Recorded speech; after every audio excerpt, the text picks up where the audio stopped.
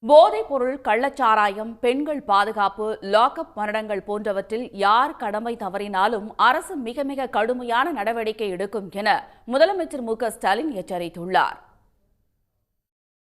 சென்னை தலைமைச் செயலகத்தில் மாநிலத்தின் சட்டம் ஒழுங்கு நிலை குறித்த ஆய்வுக் கூட்டம் முதலமைச்சர் மு.க.ஸ்டாலின் தலைமையில் நடைபெற்றது. கூட்டத்தில் தலைமைச் செயலாளர், காவல்துறை தலைமை இயக்குநர் உள்ளிட்ட காவல்துறை உயரதிகாரிகள் பங்கேற்றனர். தொடர்ந்து மத்திய, மேற்கு மற்றும் தெற்கு மண்டல காவல்துறை தலைவர்களுடன் காணொலி வாயிலாக முதலமைச்சர் ஆலோசனை மேற்கொண்டார். அப்போது காவல் நிலையங்களுக்கு புகார் கொடுக்க வரும் பொதுமக்களிடம் கண்ணியத்தோடு நடந்து கொள்வதோடு புகார்கள் மீது குறிப்பிட்ட காலத்திற்குள் உரிய நடவடிக்கை எடுக்க அறிவுறுத்தினார். கஞ்சா, கள்ளச்சாராய வழக்குகளில் கைது செய்யப்படும் குற்றவாளிகளுக்கு விரைந்து தண்டனை பெற்றுத் தரவும், போதைப்பொருள் நடமாட்டத்தை கட்டுப்படுத்த தீவிர நடவடிக்கைகளை மேற்கொள்ளவும் அவர் அறிவுறுத்தினார்.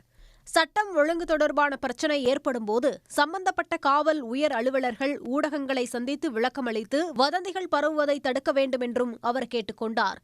காவல்துறையினர் முழுமையாக செயல்பட சுதந்திரம் அளிக்கப்பட்டுள்ள நிலையில் காவல்துறையினர் சட்டம் ஒழுங்கை பாதுகாத்து நீதியை நிலைநாட்ட வேண்டும் என்றும் முதலமைச்சர் மு.க.ஸ்டாலின் அறிவுறுத்தியுள்ளார்.